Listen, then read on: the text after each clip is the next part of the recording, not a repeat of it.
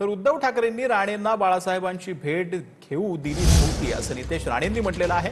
आम्हाला एवढंच माहिती होतं की स्वित्झर्लंडवरून कोणीतरी येणार होतं, कोणत्या कागदपत्रांवर सह्या झाल्या हे उद्धव ठाकरेंनी सांगावं असं नितेश राणेंनी म्हटलं। तर बाळासाहेबांच्या बॉडीचा उद्धव ठाकरेंनी 2 दिवस छळ केला असा आरोप रामदास कदमांनी केलाय, त्यावर राणेंनीही प्रतिक्रिया दिली।